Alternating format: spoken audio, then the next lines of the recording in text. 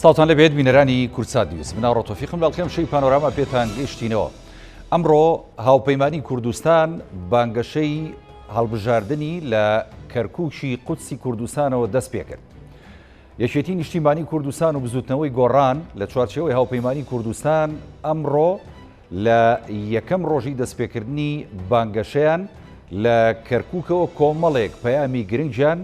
دا بە گوێی دڵسۆزان و بە گوێی ئەندام و لایەنگر و دۆست و هەڵسوڕاوانی هەردوولادا. هاوپەیمانی کوردستان ئامانجی چیە لەوەی کە بانگەشەی لە کەرکووکەوە دەست پێ کرد؟ چۆن ئەتوانرێت کەرکووک بکرێتە یەکلاییکردنەوەی چەقی ململانیەکان؟ ئەویش لەو ڕێەوە هاوپەیمانی کوردستان چۆن ئەتوانێت زۆرینەی دەنگی کەرکووچیەکان بۆ خۆی مسۆگەر بکات بۆی لەو ڕێگەیەوە زۆرترین کورسی لە کەرکووک و ناوچەکێشە لە سەرەکان بۆ خۆی بەدەست بێنێت. هەروەکو لە بانگەشەکەشە سەرۆکی هاوپەیمانی کوردستان بەڕێز خوبا تاڵەبانی ئاماژەی پێدا دەیانەوێ کەسێک لە کەرکووچیەکان خۆیان بکەنە پارێزگاری ئەو شارە بۆ ئەوەی جارێکی دیکە غەدری زیاتر لە کەرکووک و کەرکووچیەکان نەکرێت. ئەم شەو گفتوگۆکەی لەسەر ئەم بابەتە بە میوانداری هەرێک لە میوانە بەڕێزەکانم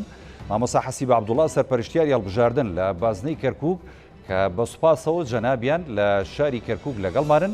ستاو دێمە مامۆستا حەسیبە، هەروەها کاک ڕزگار محەممەد کاندیدی هاوپەیمانی کوردستان لە بازنەی 5 لە ستۆدیۆ لەگەڵمایە. بەخێر بی کاک ڕزگار، سوپاس دەکەم بە ڕوخسەتی جەنابەت. چمە لای مامۆستا حەسیبە، سوپاس دەکەم. مامۆستا حەسیبە، ئەمڕۆ هاوپەیمانی کوردستان لە کەرکووکی قودسی کوردستانەوە دەستی کرد بە بانگەشەی هەڵبژاردننی خۆی. ئەمەوە بزانین کە هۆکاری هەڵبژاردننی کەرکووک لەلایەن هاوپەیمانی کوردستان ڕاستە زانین کە کەرکووک وەکو سەرۆکی هاوپەیمانی کوردستان ئاماژەی پێدا قودسی کوردستانە، بەڵام لەوە گرنگتر چییە بۆ کەرکووچیەکان کە ئەمڕۆ لە شارەکەی ئەوانەوە بانگەشەی هاوپەیمانی کوردستان بۆ هەڵبژاردننی ئەنجومەنی نوێنەرانی عێراق دەستی پێکرد. فەرموو مامۆستا حەسیبە. سڵاو، ئێوارەتان باش. دیارە من خۆشحاڵم ئەمڕۆ لەسەر هەڵمەتی بانگەشەی هەڵبژاردن دەست پێکەم کە دەستپێکی ئەم بانگەشەیە لە شاری کەرکووکەوە دەستی پێکرد. دیارە دەستپێکی هەڵمەتی بانگەشەی هەڵبژاردن قۆناغێکی زۆر گرنگ بوو بۆ هەموو کوردستان وەکە لە کەرکووکەوە دەستی پێکرد. ئەمە پەیام و مەغزای تایبەتی خۆی هەبووە. دیارە یەکێتی نیشتیمانی کوردستان و بزوتنەوەی گۆڕان هاوپەیمانیەکیان دروست کردووە بە ناوی هاوپەیمانی کوردستان کە لەسەر ئاستی هەموو کوردستان و لە ئاستی ناوچە جێناکۆکەکان ئەم هاوپەیمانەتیە کار لەسەر ئەواکە کە زۆرترین دەنگ و زۆرترین ژمارەی کورسی بۆ هاوپەیمانەتیەکە مسۆگەر بکە. دیارە دوورشمی ئەم هاوپەیمانەتیە بەیەکەوە بەهێزترین ئەمە دوورشمی هاوپەیمانەتیەکەیە. ئەمەی ئەمڕۆ بینیمان لە شاری کەرکووک ناساندنی هەموو کاندیدەکانی هاوپەیمانی کوردستان، هی سەرجەم شار و شارۆچکەکان لە کەرکووک ناسێنران بە جەماوەر و هەر کەسە و خۆی ناسان بە جەماوەر و ئەرکی کاندیدەکانە لە ئەمڕۆ بەدواوە بۆ خۆیان بانگەشە بکەن و هەڵمەتی ماڵ بە ماڵ دەست پێ بکەن و ئیش بۆ خۆیان بکەن. دیارە پەیامەکەی ئەمڕۆی بەڕێزان لستی هاوپەیمانی کوردستان زۆر ڕوون و ئاشکرا بوو، پەیامەکەیان زۆر وازح بوو. ئەتوانم کورتی بکەمەوە لە چەند خاڵێک بۆچی کەرکووکیان هەڵبژاردووە. دیارە کەرکووک ئەو شارەیە کە هەمیشە چەقی ململانەی نەتەوەکان بووە، چەقی ململانەی نەیارەکانمان هێناویانە لەوێ ململانەیان کردووە و کەرکووک ئەو پارچە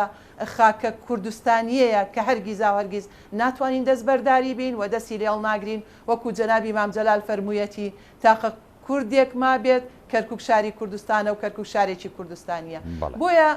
گرنگی ئەم دەستپێکە لە کەرکووک من ئەتوانم بڵێم لە چەند خاڵێکا چڕەکەمەوە یاخود خوێندنەوەی من بۆ ئەم پەیامەی ئەمڕۆ لە چەند خاڵێک کورتەکەمەوە. خاڵی یەکەمیان پەیامەکەی ئەمڕۆ بە هەردوو زمانی کوردی و عەرەبی بوو. دیارە ئەمە خیتابێکی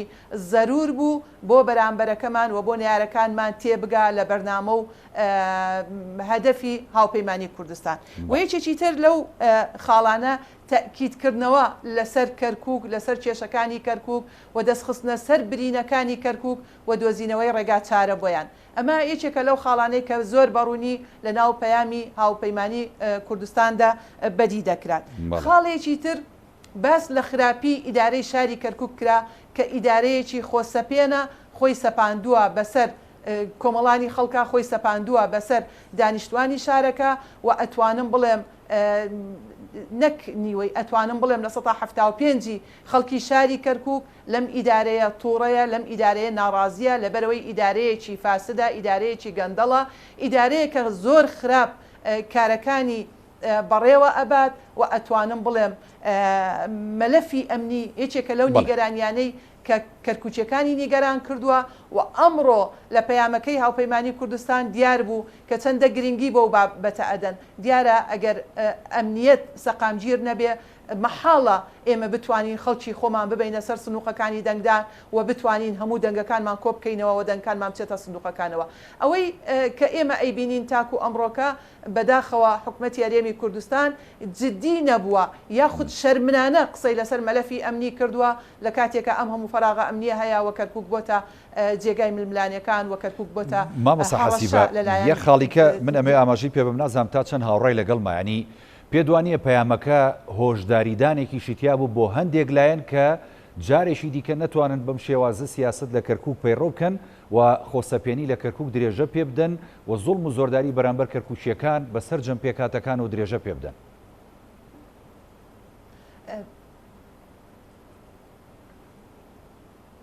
بەڵام مامۆستا حەسیبە جۆ لێمە ببوورە دەنگەکەت بڕا بەڵام من ئەتوانم وەڵامت بدەمەوە بە دڵنیاییەوە ئەمە پەیامێک بوو بۆ ئەو کەسانەی کە هەوڵەدەن لە دەرەوەی کەرکووک بەرنمەکانی خۆیان جێبەجێ بکەن و خۆیان بسەپێنن بەسەر کەرکووچیەکانە ئەم بەرنمەیە ئەم وتارەی ئەمڕۆ زۆر وازح بوو کە تەنها کەرکووچیەکان خۆیان بۆیان هەیە چارەنووسی خۆیان دیاری بکەن و بڕیار لە چارەنووسی خۆیان بدەن بە هیچ شێوەیەک ڕێگا نادەین هیچ حزب و لایەنێکی سیاسی لە دەرەوەی کەرکووک چارەنووسی ئێمە دیاری بکە و تەدەخل لە چارەنووسی ئێمە بکە وەیەکێکی تر لەو خاڵانەی کە ئەمڕۆ لە پەیامەکەیە ئاماژەی پێکرا ڕۆڵی هەردوو ڕەوانشاد جەنابی مامجەلال و جەنابی کاک نەوشیروان بوو کە چەندە ڕۆڵی کاریگەریان هەبووە لە نووسینەوەی دەستور لە داڕشتنی بڕگەکانی دەستور بە مادەی 140شەوە دیارە ئەمە ئەو پەیامە وازحەیە کە هاوپەیمانی کوردستان هەڵی گرتبوو و لە شاری کەرکووک دای بەجۆی یار و نەیارەکانی دەست خۆش مامۆستا حەسیبە دواتر دێمەوە خزمەت جەنابەت کاک ڕزگار جەنابەت دۆکو کاندیدی هاوپەیمانی کوردستان لە بازنەی 5 ئەمڕۆ لە ناساندنی کاندیدەکان و دەستپێکردنی بانگەشی هەڵبژاردن لە کەرکووکەوە لەگەڵ تیمی کاندیدانی هاوپەیمانی کوردستان و تیمی هاوپەیمانی کوردستان بووی لێ دیارە هەمووان نەزانین لە شاشەی تیڤەکانەوە بینیمان جۆش و خرۆشێکی زۆر هەبووە کەرکووچیەکان زۆر بەمە دڵخۆش بوون و ئەمە وەکو مامۆستا حەسیبە ئەماژەی پێدا کۆمەڵێک پەیامی گرنگە کە لە کەرکووکەوە درێ بە گوێی دۆست و نەیارانی هاوپەیمانی کوردستان و کاندیداکانی هاوپەیمانی کوردستان ئەگەر خۆت وەسفێکی ئەو کەشەی ئێوەم بۆ بکەیت لەوێ هەستت بەچی کردەوە وەکو کاندیدێک سەرەتا پێم خۆشە پیرۆزبایی لە هەموو دەنگەران و هەواداران و کۆمەڵانی خەڵکی کوردستانی هاوپەیمانی کوردستان و ڕێخستنەکانی یەکێتی نیشتیمانی کوردستان و کەس و کاری سەربەرزی شەهیدان بکەم بۆ دەستپێکی بانگەشەی سەرخستنی هاوپەیمانی کوردستان و لەوەش زیاتر ئەم دەستپێکە وەکو ئاماژەتان پێکرد لە قودسی کوردستان لە پایتەختی گەرمیان لە کەرکووکی سەربڵند و پیرۆزەوە دەستمان پێکرد بێگومان ئەمە پەیامێکی زۆر زۆر گرنگ و ڕوون و ئاشکرا بوو بۆ نەیارەکانمان بۆ کۆمەڵانی خەڵکی کوردستان بۆ حکوومەتی ناوەندی لە بەغدا کە کەرکووک شارێکی کوردستانیە کە کەرکووک شاری پێکەوە ژیانە لەگەڵ نەتەوەکانی ترا کە کەرکووک دەسەڵاتێکی خۆسەپێن بەڕێوەی دەبا ئازاری دانیشتوانەکەی دەدا عەزێتیان دەدا بۆیە ئێمە لە هاوپەیمانی کوردستان ئەمڕۆ بە شانازیەوە بە فەخرەوە بە جۆش و خرۆشێکی زۆرەوە لەگەڵ هاوڕێ و هەواڵەکانمان لە هاوپەیمانی کوردستان لەگەڵ کاندیدە بەڕێزەکان ئەمڕۆ لە شاری کەرکووک بانگەشەکەمان دەست پێ کرد خۆشبەختانە پێشوازێکی گەرمی لێکرا خەڵکێکی زۆر جۆرێک لە ئومێدی بۆ کە ڕایوە چووکە بەڕاستی تا ئێستا لە کەرکووک ئەم دەسەڵاتە خۆسەپێنە ژیانی خەڵکی تاریک کردووە بەڕاستی لەبەرەوە ئەمڕۆ هەستمان کرد جۆرێک لە دڵنەوایی لە ئاسوودەی بۆ خەڵکی کەرکووک گەڕایەوە و پەیامی هاوپەیمانی کوردستانیش ڕوون بوو بۆ کەرکووچیەکان و بۆ نەیارانی کورد و کوردستان و بۆ نەیارانی هاوپەیمانی کوردستانیش کە ئێمە قوبوڵ ناکەین جارێکی تر هێزێکی خۆسەپێن یان لایەنێکی سیاسی لە دەرەوەی کەرکووکی قودسی کوردستان بڕیان لە چارەنووسی کەرکووچیەکان بدا. ئەوە کەرکووچیەکانن، ئەوە ئەو هێز و لایەنە سیاسیانن کە لەگەڵ کەرکووچیەکانن، لەگەڵ ئازار و خەمی کەرکووچیەکانن، لەگەڵ ژانەکانی کەرکووچیەکانن ئەبێ بڕیان لە چارەنووسی کەرکووک بدەن و ئەمڕۆژ هەر لە ڕێگەی بەڕێسەرۆکی هاوپەیمانی کوردستانەوە بەڵێنیەوە دووپات کرایەوە کە پارێزگارێک لە کەرکووچیەکان خۆیان لە ناو خۆیانە هەڵەبژێرین بۆ پارێزگاری کەرکووک. ئەمە تا چەندە بێتە هۆکارێک بۆی کە کەرکووچیەکان و بە تایبەتی ینی کورد کە لە ڕابردوو تا ڕادەیەک ینی نیگەران بوون لە لایەنە سیاسیەکانی کوردستان بە هەمویانەوە بێت جیاوازی هەرچەندە یەکێتی نیشتیمانی کوردستان لە ڕابردوو بەجێشی نەهێشت بوون بەڵام هەر نیگەرانیشیان هەبوو لە یەکێتی. ئەمڕۆ دەستپێکی ئەم پرۆسەی بانگەشەیە کە بۆ لیستی هاوپەیمانی کوردستان کرا لە کەرکووک و ئەم جۆرە پەیامانەی تێدا ڕاستە کرا کە ئەمانە پشتیوانی بوون لە کەرکووک لە کەرکووچیەکان لە دۆزی ڕەوای ناوچەکێشە لە سەرەکان تا چەند ئەمە پشت ئەستوریانەکە بۆی لە ڕۆژی دەنگدان بچنە سەر سندوقەکانی دەنگدان بە بێترس دەنگدەن بە کاندیدی دڵخوازی خۆیان. زۆر زۆر گرنگ بوو پەیامەکە وەکو ئاماژەم پێکرد و کاریگەریەکی زۆرێ بێ بەڵام مانی گومانم نییە لەوەی کە لە ڕۆژەکانی داهاتۆم پەیامە بگاتە زۆربەی دانیشتوانی خەڵکی کەرکووک ئەم پەیامە زیاتر بەهێزیانەکات چونکە کاگاوڕێ بەڕاستی یەکێتی و گۆڕان و بە تایبەتی یەکێتی لە دوای ئەو ڕووداوانی بەسەر کەرکووک هاتووە زۆر هەوڵی داوە چارەسەر بۆ کێشەکان بدۆزێتەوە بەڵام پشتیوانی نەبوون لەگەڵی نەبوون هاوکاری نەبوون هەندێک جار ڕێگریان بۆ دروست کردووە لایەنی سیاسی تر بۆیە ئەم جارە یەکێتی لەگەڵ گۆڕان ئەو پەیامی لە کەرکووک زیندوو کردەوە کە بە یەکەوە لایەنە کوردیەکان بەهێزترین پشت ئەستورترین بە پشتیوانێکی زۆرەوە ئەتوانین داواخوازی و داواکاریەکانی خەڵکی کەرکووک و هەموو هەرێمی کوردستان و هەموو گەلانی تریش لە عێراقا جێبەجێ بکەین. ئەم پەیامە زۆر گرنگ بوو چکە هەندێک لایەنی شۆڤینی بەڕاستی ئەیانوت کورد بەش بووە کورد لەت بووە ناتوانن لە کەرکووک پارێزگاری لە خەڵکەکەی خۆیان بکەن. ئێمە لێرە ئەو پەیامەمان دووپار کردەوە ئەمڕۆکە ئێمە بەیەکەوەین هاوپەیمانی کوردستان لەم دوو هێزە سیاسێک کە خاوەنی بنکێژی جەماوەری بەهێز و زۆرن ئەمڕۆ لە کەرکووک ئێمە پشتیوانی لە کەرکووکەکەین و کەرکووک ئەبێ ببێتەوە بوو شارێکە شاری هەمووان بوو ئەوی بەڕێز مام جەلال ڕۆحی شاد بێ هەموو جارە ئیدایەوە بە جۆمانە ئەوت کەرکووک شاری پێکەوە ژیان و شاری چەپکە گوڵەکەیە. لەبەرەوە ئێمە ئەمڕۆ ئەو پەیامەماندا بە خەڵکی کەرکووک و لەگەڵ لە پاڵ ئەم پەیامەیە پەیامەکانی تریشمان بۆ لایەنە شۆڤێنەکان بۆ لایەنە تایفەگەرەکان دووپات کردەوە پەیاممان بۆ نادن ئامانجەکانی هاوپەیمانی کوردستانمان بۆ ڕوونکردنەوە کە چۆن ئێمە گرنگی بە سەقامگیری سیاسی و سەقامگیری ئاسایش دەدەین بەلامانەوە زۆر زۆر گرنگە کە سەقامگیری بۆ هەموو ناوچە جێناکۆکەکان بگەڕێنینەوە هەر کەرکووک نا لە بیرمان نەچێ شنگال و هەموو ناوچانەی ترکە گرفتیان هەیە بەلامانەوە گرنگە وەکو خاڵی یەکەم ئێمە سەقامگیری سیاسی و ئەمنی بۆ ناوچانە بگەڕێتەوە دواتر خزمەت گوزاریەکانیان بۆ زیاتر بکرێت بۆ باشتر بگرێت لە ڕێگەی زامنکردنی دابینکردنی بودجەوە هەروەها بتوانین لە ڕێگەی وەبەرهێنان ڕاستەکەوەیە کە ماڵین کەرکووک چەقی دەستپێکردنی ئەم شەڕەیە لە بەرامبەر ئەو نەعەدالەتی کە جەناب ئاماژەی پێی دەقا و دەقاوایە کەرکووک سنتەری ڕوبەڕووبوونەوەی ململانەکانی ئێمەوە هەروەها دەستپێشی ئەم ڕوبەڕووبوونەوە بوو بۆ ئەم بانگەشەیە بۆ سەرکەوتنی لیستی هاوپەیمانی کوردستان. دەست خۆشکا کە ڕزگاردێم و خزمەت جەناب مامۆستا حەسیبیانی خاڵێکی گرنگ کە بۆ نمونە کاک ڕزگار ئاماژەی پێدایان ئێستا کە دەڵێ پێکەوە بەهێزین یەکێتی و گۆڕان لە چوارچێوەی لیستی هاوپەیمانی کوردستانە ئەمە ڕاستە هەموو کورد یەکگرتوونیە لە چوارچێوەی لیستێکە بە تایبەتی بۆ ناوچە جێناکۆکان بەڵام هەر هیچ نەبێ وەکو کاک ڕزگار دەڵێت و زۆرێک لە کوردستانیانی دەرەوەی ناوچە کێشە لە سەرەکانی ینی کوردستانیش دەڵێن خۆشحاڵانە بەشێکی کورد یەکگرتوون بە تایبەتیە سەر لە کەرکووک و ناوچە کێشە لە سەرەکان خەڵکی تا چەند دڵخۆش بوون ئەو هاوڵاتیانی کەرکووک و کوردی کەرکووک تا چەند دڵخۆشن بەم هاوپەیمانێتی گرنگی کە پێک هاتووە بۆ بەدەستهێنانی زۆرترین کورسی لە ناوچە کێشە لە سەرەکان و ئەمە ئەتوانێت دەنگی کورد بە فیڕۆنایە لەو ناوچانە مامۆستا حەسیبە بەڵێ کاگاوڕێ دیارە پرسیارەکەی جەنابەت زۆر لە جێی خۆیەتی ئێمە لێرە تەکید لە هاوپەیمانی کوردستانەکەین دیارە هاوپەیمانی کوردستان یاخود دروستکردنی ئەم هاوپەیمانیەتە ضرورەتێک بوو بۆ ئەم قۆناغا ئێمە لە بیرمان نەچێ عێراق و ناوچەکە لە بەردەم هەندێک گۆڕانکاری گەورەیە دۆستەکانمان پێمانەڵێ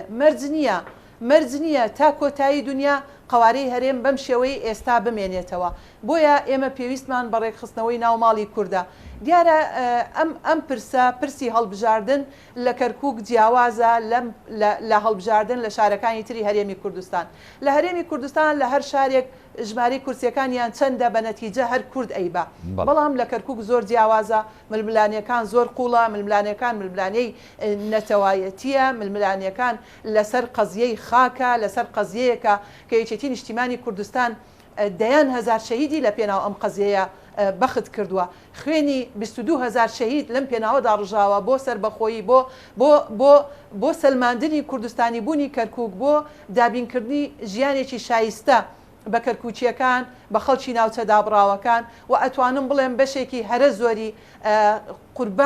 قوربانی و خەبات و ماندووبوونمان لە پێناو کەرکووک بووە و لە پێناو ناوچە جێناکۆکەکان بووە ئەمە هەر ئاوا بە ئاسانی ئێمە دەستی لێ هەڵناگرین بۆیە ئێمە لە بەردەم ئەم هەڵبژاردنە چارە نووسازە پێویستمان بە ڕێکخستنەوەی ناوماڵی کووردە لەبەرەوەی لێرە وەکو ئاماژەم پێکرد پرسەکە زۆر جیاوازە تۆ لە بەرامبەر تۆیە کورد نییە لە حزبێکی تر بێ منافەسەی تۆ بکە بڵێ ئێمە تەمەنامانەکە ئەم هاوپەیمانێتیە فراوانتر بواە ئەو حزبانەی کە لە دەرەوەی هاوپەیمانێتێکە ماون ئەوانیشی بگرتایەتەوە ئەوانیشی تیابوونە هەر نەبووە بۆ کەرکووک بەو شێوەیە بواە ئەمە نەکراوە بەڵام مانای ئەوە نییە کە ئێمە ئێستا وەک ڕابردووی نەخێر ئێستا کورد تا حدێکی زۆر باش لە کەرکووک ناوماڵی خۆی ڕێکخستووە لە سایە و سێبەری ئەم هاوپەیمانیەتیە ئێمە ئومێدمان ئەوەیە کە دەنگی کورد نەفەوتێ و دەنگەکانمان پەرتەوازە نەبێ و دەنگەکانمان نەچێ بۆ نەیارەکانمان دیارە ئێمە لە ڕابردوو لە 150 کورسیەکانی شاری کەرکووکمان هێناوە لە ئەنجومەنی نوێنەرانی عێراق ئێمە هەوڵەکانمان بۆ ئەوەیە دەست بەو کورسیانەمانەوە بگرین و هەوڵ بدەین زیاتریشیان بکەین دیارە ئەم هاوپەیمانەتی کوردستانیە نەک تەنها بۆ ئەوەی کە دەنگی کورد نەفەوتێ دیارە ئێمە ئامانجمان زۆر لەوە گەورەترە ئەگەر سەیری بانگەشەکە بکەی یا دەستپێکی بانگەشەکە بکەی دەستپێکێکی زۆر ئارام و هێمنانە بوو و ئەتوانم بڵێم دڵنەوەیەک ئەدا بە دەنگدەر دڵنەوەیەک ئەدا بەو خەڵکان بە کاندیدەکان کە ئەوەی لە ڕابردوو هەبووە شەڕە پەڕۆ و شەڕە دروشم و شەڕە قسە و یەکترشکاندنەوە لە میدیاکان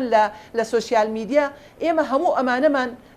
تێپەڕاندووە ئێستا بەیەکەوە دەست لە ناو دەست بەیەکەوە بەهێزترین دەست لە ناو دەست بەیەکەوە کارەکەین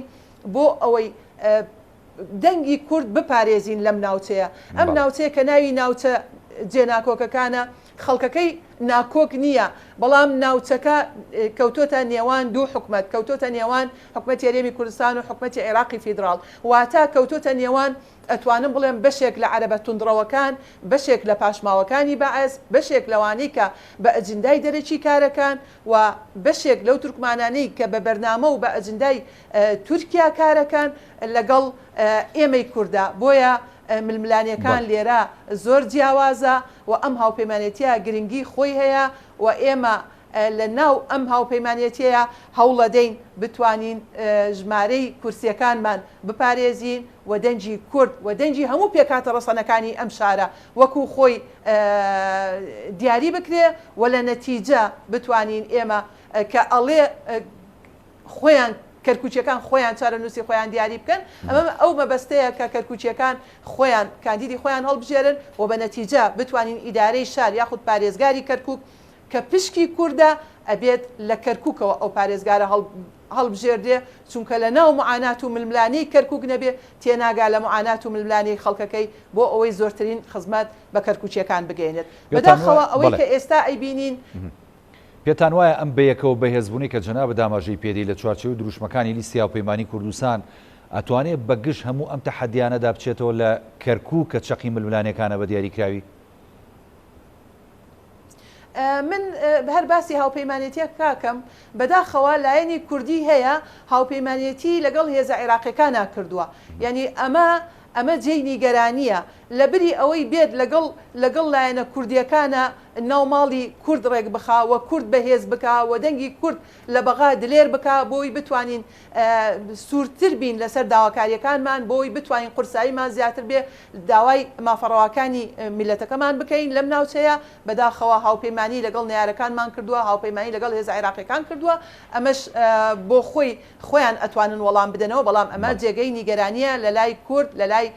خەڵکی کەرکووک و ناوچە جێناکۆکەکان ئەوەی کە من مەبەستمە لێرە باسی بکەم هەڵوێستی حکومەتی هەرێمی کوردستان حکومەتی هەرێمی کوردستان تاکو ئەمڕۆ ئەتوانم بڵێ مووقفی زۆر شەرمنانە بۆ زۆر بێدەنگ بۆ نەهاتۆتە جواب لەسەر کۆمەڵێک کەیس یعنی ئەگەر باسی تعریب بکەین لە ماوەی ڕابردوودا ئەو تعریبەی کە لە ماوەی ئەم 4 ساڵی ڕابردووە کراوە ڕەنگە لە زەمەنی ڕژێمی پێشوو ئەوەنە بەو ڕادەیە تعریب نەکرابێت و ئەوەندەی خزمەتگوزاریەکان خراپ بوونە بە هەمان شێوە خەڵک لی نیگەرانە و خۆڵ و خاشاک لە شاری کەرکووک زۆر پەرەی سندووە و زۆر زیادی کردووە ئەتوانم بڵێم کەرکووک ئێستا بریتە لە زبڵدانێکی زۆر گەورە بەداخەوە ئەمە ناگونجێ لەگەڵ کەرکووکە لەگەڵ کەرکوچیەکانە هەرچەندە ئەمڕۆ خۆشبەختانە کورد بڕیاری داوە هەڵمەتێکی هەفتەیی دەست پێ بکە بۆ پاکردنەوەی شار بۆ هەڵگرتنی ئەو زبڵ و خاشاکانە بۆ ئەوەی بتوانین ئێرە ئێستا کورد لێمان تێک نەچێ کورد لە ناو حکومەتی خۆجێیە لە ناو حکومەتی ئیدارەی مەحەلی ئەم شارەیە کورد بەشدار نییە لە دەسەڵات نییە ناتوانێت وەکو پێویست خزمەت بە خەڵک بگەێنێ بڵێ یان ئەگەر مشارەکەشی هەبێ مشارەکەیەکی زۆر لاوازە نەتوانێت خزمەت بە کۆمەڵانی خەڵک بکات بۆیە زۆر زەرورە ئێمە بگەڕێینەوە بۆ ئەساسی مەوزوعەکە کە ئێمە هەمیشە جەنابی مام جەلال دەیوت ئێمە لە خانۆ قوڕەکانەوە دەستمان پێ کردووە و دەبێ بگەڕێینەوە بۆ خانۆ قوڕەکان دیارە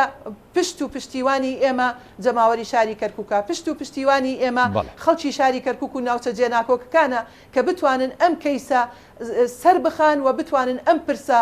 سەر بخان بەسەر نارەکانمانە شەڕێکی ینی باشیان بۆ بکەن و بەرگریکاریان بن هەر بەجددی کە ینی بەڕاستی بینیمان ئەمڕۆ کە چەند جۆش و خڕۆشیانە بوو بۆ پێشوازیکردن لە لیستی هاوپەیمانی کوردستان لەوێ ئەگەر ئەمە لە بەرچاو نەگیری وڵای ئەستەمە و غەدری ژەکرێ لە کەرکووچیەکان مامۆستا حەسیبە کاگاوڕێ بە دڵنیاییەوە ئەمە کەرکوچیەکان ئیشی یەکەم ڕۆژیان نیە کەرکوچیەکان هەر خۆیان لە دایک بوونە بەم جۆش و خرۆشەوە ئەتوانم بڵێم گەورە بوونە لەبەرەوەی زوڵم و زۆریان زۆر بینیوە لەبەرەوەی زۆر ناحەقیان بەرامبەر کراوە لەبەرەوەی زۆر چەوسێنراونەتەوە یعنی سێرکە لە هەر جەیەک چەسانەوە زیاتر ببێ خەڵکەکە زیاتر خۆڕاگرە بێ ئەمە ڕێک تطبیقە بێتە سەر کەرکوچیەکان چەندە ئازار و ئەشکەنجەیان بینیوە چەندە ڕاگواستن و تعریب و تەبعیس و دەرکردن لە شاری خۆیان لە زێدی باو باپیرانی خۆیان ئەوەندە خەڵکی ئەم شارە ڕق ئەستورتر ئەبێ ئەوەندە خەڵکی ئەم شارە خۆڕاگرتر ئەبێ و هەوڵەدا پشت و پشتیوانی لایەنی کوردی بێ و من دڵنیام کەرکوچیەکان لەگەڵ ئەو هەموو ئەو تێبینیانەی کە هەمانە دیارە کەرکوچیەکان تێبینیان زۆرە لەگەڵ دەسەڵاتی کوردی لەسەر حکومەتی عێراقی وەکو پێویست خزمەت نەکراون بەڵام لەگەڵ هەموو ئەمانەشە ئێمە بابەتە نەتەوایەتێکە زۆر گرنگترە و ئەتوانین وەکو کەرکووک وەکو کوردی کەرکووک وەکو ناوچە جێناوکان ڕۆڵی خۆیان بجێڕن ئەوەی ئەمڕۆ بینیتان شایەتی ئەو قسانەی منە کە خەڵکی بە چ جۆش و خرۆشێکەوە بەشدار بوون لە هەڵمەتی دەستپێکی بانگەشەی لیستی هاوپەیمانی کوردستان بەڵێ دەست خۆش مامۆستا حەسیبە دێمە خزمەت جەنابەت کاک ڕزگار کاندیدی هاوپەیمانی کوردستان بازنەی پێنجەوە بانگەشەشە بووەکەم ئەویان باخۆ بێڵێ با من بانگەشەکە بۆ نەکەم ئینشاڵڵا بە هیوای ئەوەی کەموتان سەرکەوتوو بن ئەمڕۆ هەر لە بانگەشەی هەڵبژاردنەکەیە کاقوبا تاڵەبانی سەرۆکی لیستی هاوپەیمانی کوردستان ئاماژەی بۆدا ئەگەر ئێمە پێکەوە بەهێز بین و بتوانین زۆرترین کورسی بەدەستبێنین قواری هەرێمی کوردستان کە مەترسی لەسەر بۆ لە ڕابردوو لە ئێستا و لە ئایندەشدا ئەتوانین ئەم مەترسیانە دوور بخێنەوە کە بەیەکەوە بەهێز بین ئەتوانین زۆرترین کورسی لە بەغدا بەدەستبێنین و شەڕبین لەسەر مافەکانی گەلی کورد و پارێزگاری لەم قوارەیە بکەین بەڕای جەنابەت هەرێمی کوردستان ئەتوانێت لە داهاتووە قوارەکەی خۆی سەنگینتر و بەهێزتر بکات لە چوارچێوەی ئەم هاوپەیمانێتی گرنگی کە هەیە لە نێوانی شێتی و گۆڕانە بەڵێ بێگومان وەڵامەکەی بەڵەیە بەڵام چۆن بۆ زۆر گرنگە ئەوا بێ دەنگدەر و هاوڵاتیانی کوردستان و ناوچە جێناکۆکەکان وەڵامی ئەم پرسیارە بدەنەوە و بە دەنگەکانیان چونکە ئەوە دەنگ و متمانەی ئەوانە وا لە ئێماکە ژمارەی کورسەکانمان زیاتر بێت لە ڕێگەی هاوپەیمانی کوردستانەوە و ئەگەر ئێمە ژمارەی کورسیەکانمان زۆر بوو زۆرترین کاندیدمان سەرخست ئەوە توانین لە ڕێگەی متمانەکانی ئەوانەوە لە بەغدا داکۆچی لە ماف و لە دەستور و لە هەموو ئەو بابەتانە بکەین کە پەیوەندی بە نەتەوەکەمان و بەو هەرێمەوە هەیە کە ئەزمونێکە لە دروستبوونی عراقی نوێ دروستمان کردو پارێزگاری لێ بکەین چونکە ئێمە واڵین ئێماڵین هەم دەستکەوتەکان لە ڕابردوو بە دەستمان هێناوەندەی پارێزین هەم دەستکەوتی زیاترتان بۆ بەدەستێنی لە داهاتووە ئەگەر ژمارەی کورسەکانمان زیاد بێ و متمانە بە ئێمە بکەن و هەم داکۆچی لەو مافاناکین کە ڕاستەوخۆ پەیوەندیان بە ژیان و گوزەرانی ئێوە هەیە پەیوەندی بە موچەی تۆوە هەیە پەیوەندی بە خزمەت گوزارەکانی تۆ هەیە لە ڕێگەی بودجەکەەوە بۆ تانزامن نەکەین بۆی پرۆژە خزمەت گوزارەکانتان بێنەدی بە دڵنیاییەوە ئەگەر ئێمە بەیەکەوە بین و تەبابین و کۆک بین لە داکۆچیکردن لە مافەڕەواکانی گەلەکەمان لە چارە نووسی گەلەکەمان هیچ گومان لەوەدا نابینم کە بە دڵنیاییەوە ئەتوانین سەرکەوین بەسەر نارەکانماندا بەڵام ئەوەی ئێستا دەیبینین بەداخەوە هێز و لایەنی سیاسی کوردی هەیە لەگەڵ لایەنەکانی تری عەرەبیە کە ڕۆژێک لە ڕۆژان لە ڕابردووە لە دژی ئەم هەرێمە قسەیان هەبووە دەوریان هەبووە لۆبیان کردووە لە پێناوی ئەوەی ئێمە سەر نەکەوین ئێمە شکست بێنین ئەنی بەداخەوە ئەم ناتەباییە وامان لێکا کە نتوانین سوور بین لەسەر داواکردن و بەدەستهێنانی ئەو مافانی کە تا ئێستا بەدەستمان لێناوە بۆیە پێدوانیە ئەمە ینی ئەم هەنگاوە ئەگەر دژیش بێت پێدوانی ینی دەنگدەری کورد سووترەکە لەسەرەوەی کە دەنگدا بە لیستێکە پارێزگاری بکات لە داهاتووی و لە دەستکەوتەکانی بەڵێ ئێمەش داواکەمانەوەیە پەیامەکەمانەوەیە دەنگدەر و لایەنگران و دانیشتوانی ئەم ناوچانەی هەرێمی کوردستان و دەروی هەرێمی کوردستان لە ناوچە جێناکۆکەکان بەدڵنیایە و هۆشیارن ئەما بینن تێدەکەن تاکە هاوپەیمانی تاکە لایەنی سیاسی بۆ داهاتوو بۆ پرۆسی سیاسی عراق هاوپەیمانی کوردستانە ئەتوانێ هەم دەستکەوتەکان بپارێزێ هەم داوای بەدەستهێنانی دەستکەوتی زیاتر بک بۆ هەرێمی کوردستان هەم لەو گرفتە هەڵپەسێراوی کە لە نێوان ئێمە و بەغدا هەیە لە مادەی 140 و ناوچە کێشە لەسەرەکان هەم لەو یاسایانی کە لە داهاتووە ئەمان بەنیازن لە بەرامبەر کورد وەکو کارتی فشار بەکاری بێنن مەسەلەی نەوت و گازە مەسەلەی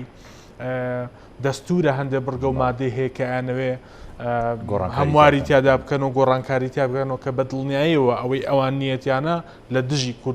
لە کوردستان و هاوڵاتیانی کوردی و هەرێمی کوردستانیشە بۆیە یەکڕیزیمان پێکەوەییمان لە ئەنجومەنی نوێنەرانی عراق ئەبێ بە سەنگەرێک بۆ ڕوبەڕووبوونەوە و ململانێ لەگەڵ هەموو ئەو نەیارانی کە بەرامبەر کورد و کوردستان ئەیانەوێ ئەجێندای سیاسی خۆیان جێبەجێ بکەن ئێمە ئەبین بەو سەنگەرەی کە خوێنی شەهیدەکانمان لە ڕابردووە خوێنیان تیابەخشیوە و دیفاعیان لەم خاک و نیشتیمانە کردووە و ئازادیان کردووە و ڕزگاریان کردووە ئێمە لە داهاتووە ئەبین بەو سەنگەرەی کە بە یاسا بە دەستور دیفاع لەو دەستکەوتانەمانەکەین کە هەرێمی کوردستان بەدەستی هێناوە و هەوڵەدەین ناوچە جێناکۆکانیش ئەبنەت چەترێک بۆ کۆکەرەوەی هەمولایەنەکان لە بەغدا ئەوەش ئامانجێکی ترمانە لە دوای ئەم هەڵبژاردنە داوا لە هەموو هێزە سیاسەکانی تری کوردی بکەین و حتا لایەنەکانی تری عەرەبیش بێنە ژێر چەترێم هاوپەیمانێتیەوە بۆی بتوانین پرۆسی سیاسی بێگومان ئێمە لەگەڵ ئەو هێزە سیاسی عراقیانەیە ئەتوانین گفتوگۆ بکەین کە دیموکرات خوازن کە دژی تایفەگەرین کە دژی حزبە شۆڤێنەکانن یان بیرە شۆڤێنەکانن لە عراقدا بۆیە بە دڵنیاییەوە ئێمە دەرگامان واڵاکەین و دەستمان کراوەیە بۆ ئەوەی لایەنی سیاسی تریش بە تایبەتی لایەنە سیاسی کوردیەکان مەبەستمانە زۆر مەبەستمانەوە شەڕیشی بۆکەین بۆی بێنە ژێر چەتری ئەم هاوپەیمانێتی و لە داهاتووە بۆچی بۆ داکۆچیکردن لە مافی خەڵکی هەرێمی کوردستان و کەرکووک و خانەقین و شنگال و هەموو ناوچە جێناکۆکەکانی تر هەروەها هەموو ئەو مەترسیانی کە لەسەر هەرێمی کوردستان هەیە و لە ڕێگەی دەستور و ململانی سیاسی و لە داهاتووە لایەنە سیاسەکانی تر ئەیانەوێ پلانیانە بەرنامەیانە لە دژی هەرێمی کوردستان و لە دژی خەڵکی هەرێمی کوردستان بەکاری بێنن بەڵێ دەستۆشکاکە ڕزگار دێمەوە خزمەت مامەسا حەسیبەیانی بۆ نمونە سەر بانگەشەی هەڵبژاردن ئەمڕۆ لە کەرکووکەوە دەستی پێکرد ئێوە جەنابتانۆکو سەرپەرشتیاری هەڵبژاردن لە بازنەی کەرکووک و ئەو کاندیدانی کە لەوێ هەن کاندیدی هاوپەیمانی کوردستان لە دوای ئەم بانگەشەیەوە دەبێ زیاتر بچە ناو خەڵکەوە پێ دوایە ینی ئێوە توانن ئەوەی کە هەیە لەم ماوە کورتەدا بیگێنن بە خەڵک بیگێنن بە دەنگدەری کورد و ئەگەر ساردیەک یاخود عاجزبوونێک یاخود ئەگەر هەر داواکاریەکە بێت لە ئێستا بتوانن ئێوە لیان وەربگرن و ئەگەر نەشبێتە بانگەشەی هەڵبژاردن و هەر پێش بانگەشەکە بۆ نمونە هەندێک کاری ڕۆتینات یاخود پاکردنەوە یا هەندێک شت بکەن ئەمانە ڕاستە خەڵک پێی خۆشە بەڵام ینی خەڵک شتی زیاتریەوێ لێەوە کاری جددیتریەوێ بەڵێنەکان بکەن بە کردار لە داهاتووە پێتان وایە ئەم هەنگاوانە دەبێت لە داهاتووە خێراتر بنرێن و ئێوە بەنیازی چین پلانتان چێت لە چەند ڕۆژی ئایندا کاک هاوڕێ دیارە بەرنامەی هەڵبژاردن کە دانرا ئەتوانم بڵێم کەرکووک یەکەم زۆن بوو کە دەستی بەکار و چالاکیەکانی کردووە ئێمە لە مانگی حوتەوە هەموو بەرنامەی هەڵبژاردنمانداناوە و ڕۆژانە ئیش لەسەر پرسی هەڵبژاردنەکەی و ئێمە لە ناو خەڵچین لە خەڵکدا نەبراوین تاکو ئێستا لە دوای بانگەشەی هەڵبژاردنەوە ئێمە بچینەوە ناو خەڵک من ئەتوانم باسی ئەوە بکەم کە بەشێکی زۆری سەرکردایەتی کەرکووک لە مانگی حوتەوە هاتوونە لە کەرکووک کارەکان و لە ناو خەڵکن و زۆنەکەمان بە تەواوەتی دابش بەسەر سێ باز نەبووە سێ بازنەکەشمان دابش بەسەر چەند میحوەرێک کردووە هەر ئەندامی سەرکردایەتێک لێ پرسراوی میحوەرێکە و چاودێری لەگەڵا و هاوکاری لەگەڵا ئەمە ئەو ئیشانەیە کە تا ئێستا کردومانە ئەتوانم بڵێم ئێمە بەشێکی زۆری ئیشەکانمان کردووە و لە ناو خەڵچین لە خەڵکدا نەبراوین ئەگەر لە خەڵک بپرسی من پێشتر ئاماژەم بە خاڵێک کرد بەڵێ خەڵک تێبینی هەیە بەڵێ خەڵک گلەیی هەیە بەڵام هەر لە خەڵکی کەرکووک بپرسە ئەزانێت یەکێتی نیشتیمانی کوردستان لەم شارە لە خۆشی و ناخۆشیەکان لەگەڵ خەڵکی شارەکەیە بەشدار بووە و کەرکووکی بەجێ نەهێشتووە یعنی ئێمە بەرامبەر خەڵکی خۆمان ئەزانین چیمان کردووە و ئەزانین خەڵک چی لێمانەوێ ئەوەی کە خەڵک لێمانی ئەوێ یعنی بە حکمی ئەم سێمانگەی کە ئێمە کارەکەین بۆ هەڵبژاردن و لە ناو خەڵکین ئەتوانم بڵێم داواکاریەکانی خەڵک خۆی لە سێ خاڵ ئەبینێتەوە زۆر نزیکە لەیەکەوە ئەم سێ خاڵە یەکەم شت خەڵک داوای چاکردنی بارودۆخی ئەمنی شاری کەرکووکەکە ئەم چاکردنی بارودۆخی شاری کەرکووک تەنها بەوە ئەکرێت کە ئەم پارێزگارە خۆسەپێنە کە هیچ شەرعیەتێکی نییە و بە هەڵبژاردن نهاتووە ئێمە لای بدەین چۆن ئەتوانین لای بدەین تەنها لە ڕێگای سنووقەکانی دەنگدانەوە ئەتوانین ئەم پارێزگارە لادەین و پارێزگارێکی شەرعی کە شەرعیەتی هەبێت دابنجێت و دەسەڵاتەکانی خۆی بەکاربێنێت بۆ ئەوەی خزمەت بە خەڵک بکە و یەکێکی تر لەو داواکاریانەی کە خەڵکەیانە داوای خزمەت گوزاریەکەن ئەگەر سێرێکی ئەم شارە بکەین لە ماوەی ئەم 4 ساڵە بەراوردی بکەین بەڕابردوو زۆر بەرەو خراپ ڕۆشتووە نە کارەبا باشە نە ئاو باشە نە جادە و شۆستە و حەدیقە و باخ هیچ شتێکی تازە نەکراوە هیچ چاکردنێک نەکراوە نوێژەنکردنەوەیەک لە کەرتی پەروەردە نەکراوە ناداپەروەرێکی زۆر هەیە لە بینی ناوچەکانە بە تایبەتی لە ناوچە کوردیەکان ینی هیچ خزمەت گوزاریەک نەکراوە بڵێ قسەکەم لەسەر ئەوەیە نائەدالەتی هەیە کراوە بۆ بەشێک لەو ناوچانەی کە خۆیان مەبەستیانە و بۆ ناوچە کوردیەکان نەکراوە و یەکێکی لەو داواکاریانەی کە خەڵک داوایەکە داوای دامەزراندنەکە لەم شارە بە هەزاران دەرچوومانەیە چاوەڕێی دامەزراندنیانە چاوەڕێی هەلی کاریانە یعنی چەند ساڵ 16 ساڵ لە مەکتب خوێندوێتی مەکتەبی تەواو کردو خوێندنی تەواو کردووە ئێستا دەستی لەسەر دڵیەتی ناتوانێت ژیانی هاوسەرگیری پێک بێنێ لەبەرەوەی هیچ داهاتێکی نییە ئەمانە کۆمەڵێ داواکاریە کە خەڵک هەمووی داوای ئەکا و مافی ڕەوای خۆیانە هەتاکو ئێمە بەشدار نەبین لە حکومەت مەلەفی ئەمنی نەکەوێتە دەستمانەوە زۆربەی دام و دەستگاکان نەکەوێتە دەستمانەوە و لە بەغدا پشکی باشمان نەبێ ئێمە ناتوانین ئەم خاڵانە جێبەجێ بکەین بۆیە من داوا لە هەموو ئەو خەڵکاناکەم کە لە شاری کەرکووکن کە مافخوراون ئێمە لە ڕابردوو ئەتوانم بڵێم دامەزراندنی زۆر باش کرا بۆ کورد لە هەموو بوارەکانە بەڵام لە ماوەی ئەم 4 ساڵەیە کورد زۆر بێبەش بووە کورد زۆر نەعەدالەتی بەرامبەر کراوە و ئەتوانم بڵێم بەرامبەر تورکمانیش وەکو پێویست نەبوونە ئەتوانم بڵێم بەشێک لە عەرەبەکانیش وەکو پێویست مافی خۆیانیان وەرنەگرتووە ئەوەی ئێستا ئیدارەی کەرکووک ئەیکا تەنها بۆ تاقمێکە بۆ دار و دەستەکەی خۆیەتی تەنها ئەوان سوودمەند بوونە لە هەموو بوارەکانە لە خزمەت گوزاریە لە دامەزراندنە لە هەموو نازانم چۆن باسی گەندەڵیەکانی بکەم ئەمە ئەو خاڵانەیە کە خەڵکی کەرکووک داوایەکەن ئێمە لەگەڵ یانین ئێمە بەڵێنیان پێ ئەدەین ئەگەر ئێمە دەنگەکانمان ئەگەر ئێمە ژمارەی کورسیەکانمان زۆر بێ ئێمە ئەبینە پارێزەریان ئەبینە پارێزەری مافەکانیان و زۆرترین کاندید ئەنێرینە بەغدا زۆرترین نوێنەرە نێرینە بەغدا لە بەغدا نوێنەرەکانمان شەڕ لەسەر ئەماکەن ئێمە لێمان تێک نەچێ کاک هاوڕێ ئێستا پیلانێکی زۆر گڵاو هەیە بەرامبەر ئێمە یعنی چاوەڕێی فرسەتێکیانە بۆی ئەم پیلانەیان جێبەجێ بکەن ئەگەر تۆ سیر بکەیت لە دوای پرۆسی ئازادی عێراقەوە هەتاکو ئەمڕۆ 18 ساڵە عێراق ئازاد کراوە دەستور داڕێژراوە مادەکانی دەستور بە تایبەتی مادەی 140 کە مادەیەکە کورد خۆی تیا بەشدار بووە عەرەبتیایە بەشدار بووە تورکمان خۆیتیایە بەشدار بووە هەمویان ئەم دەستوریان نووسیوەتەوە هەمویان نوێنەریان هەبووە لە لیژنەی داڕشتنەوەی دەستور یعنی سێرکە هەتاکو ئەمڕۆ مادەی 140 جێبەجێ نەکراوە ناشیانەوێت جێبەجێ بکەن من دڵنیاتانەکەمەوە خەڵکی کەرکووک دڵنیا ئەەکەمەوە ئەگەر بێت و خوا نەخواستە ئێمە وەکو کورد ئەو هەڵەیە بکەین دەنگەکانمان کەم بکە ژمارەی کورسیەکانمان کەم بکە ئەو کاتە دێن مادەی 140 جێبەجێەکەن بە دڵی خۆیان دایڕێژن بە دڵی خۆیان بۆ کەرکووک دانێن ئاماژە بۆ واکەی بۆ نمونە ئەڵی پیلان هەیە باشەگە پیلان هەبێ خۆتا ئێمە ئەڵین بەیەکەوە بەهێزترین وەریەکێتی و گۆڕان ئەو تا لیستی هاوپەیمانی کوردستانیان هەیە ئیتر بۆچی بترسین لەو پیلانە شەڕەنگێزیانی کە ڕوبەڕووی کورد و ڕوبەڕووی ئەم هاوپەیمانێتیە بێتەوە یعنی مەترسیەکەتان لەوەیە لە داهاتووە ساختەکاری بکرێت و دەستێوەردان بکرێت لە هەڵبژاردنەکانیان چییە؟ کاک هاوڕێ ئێمە کە ئەڵێن لیستی هاوپەیمانی یاخود کە ئەڵێن هاوپەیمانی کوردستان بەیەکەوە بەهێزترین پاڵپشت بە جەماوەرەکەمان بەهێزین ئێمە پاڵپشت بە دەنگی جەماوەرەکەمان بەهێزین ئەم ترسا بۆ ئەوەیە جەماوەرمان بۆ ئەوەی دەنگدەرەکانمان ئاگادار بێت کە پیلانێک هەیە دژی ئێمە ئەگەر ژمارەی کورسیەکانمان کەم بکە لەو کاتەیە دێن مادەی 140 جێبەجێ ئەکەن و ماستەر پلانی شارەکە ئەگۆڕن یعنی ئەوەی کە ئێستا هەیە خزمەتگوزاری بۆ هەندێک لە گەڕەکە تازەکان وەکو پەنجعەلی وەکو گەڕێکی کوردستان بە بیانووی ئەوەی کە ئەم گەڕەکانە لە ناو ماستەر پلانی کەرکووکان نەبووە یعنی لە ناو ماستەر پلانەکە نەبووە بۆیە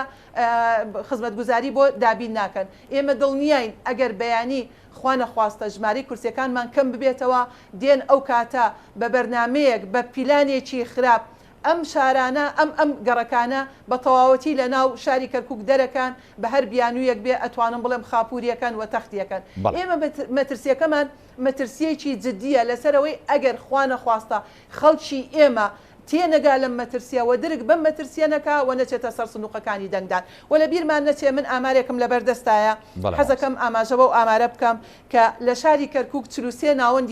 ناوەندی تۆمارکردنمان هەیە و 315 ناوەندی دەنگدانمان هەیە و 130 کاندید 130 مرشح لە کەرکووک چێبڕچێەکان لەسەر ئەو 12 کورسیە لەگەڵ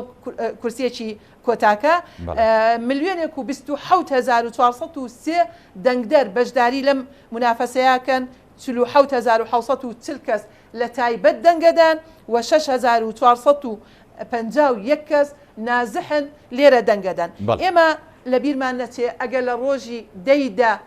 کورد وەکو پێویست نەچێتە